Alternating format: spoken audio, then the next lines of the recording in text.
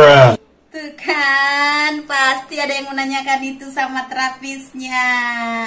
Ayo, siapa yang merasa? Biasanya pertanyaan itu sering kali ditanyakan oleh orang tua yang memiliki anak berkebutuhan khusus. Nah, di segmen ini aku akan membahasnya. Beserta aku juga akan memberitahu jenis-jenis terapi untuk anak autis.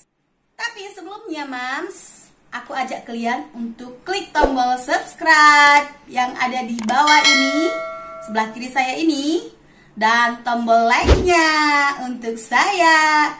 Dan jangan lupa di-share biar channelnya ini berkembang. Ingat ya, jangan cuma ngintip, ditonton sampai habis biar dapat ilmunya.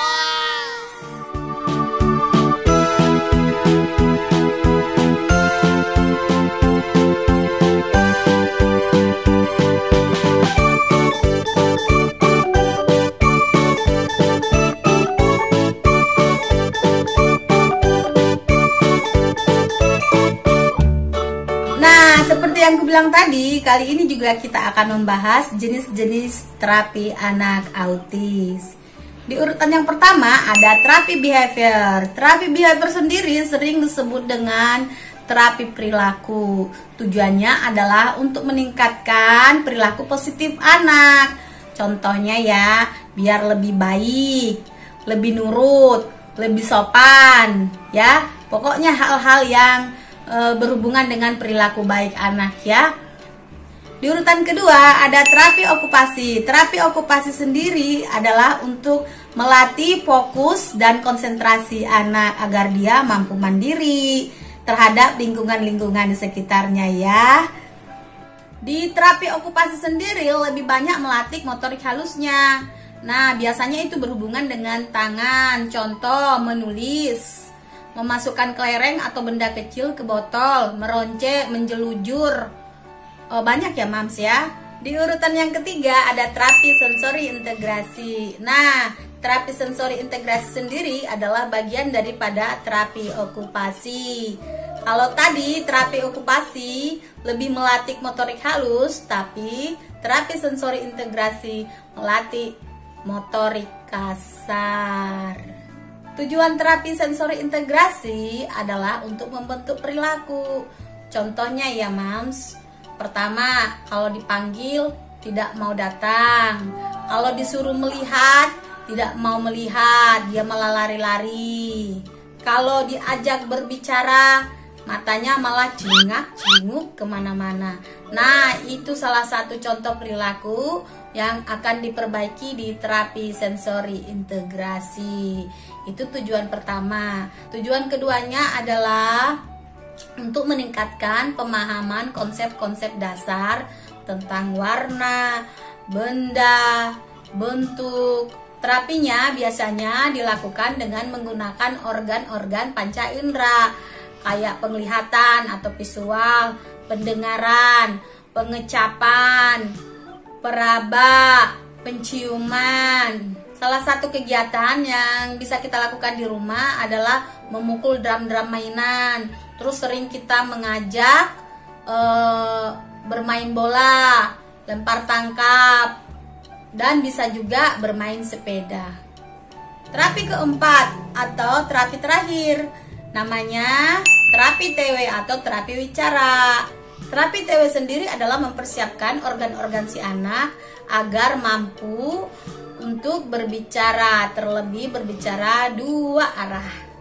Nah, caranya juga macam-macam. Bisa diajak bernyanyi, bisa diajak bercerita, meniup lilin, menyedot pipet. Bisa juga memakan makanan keras, bukan batu ya. Keras di sini maksudnya kerupuk, ranginang, apalah yang crunchy-crunchy ya. Nah, itu dia jenis-jenis terapinya. Kalau terapi wicara sendiri adalah terapi yang terakhir. Jadi tidak bisa yang namanya langsung terapi wicara, harus dari terapi yang pertama tadi dulu, baru terapi yang terakhir. Kalaupun ada yang langsung terapi wicara, biasanya autisnya itu ringan dan biasanya terapisnya bisa menempatkannya. Tapi jarang itu terjadi ya.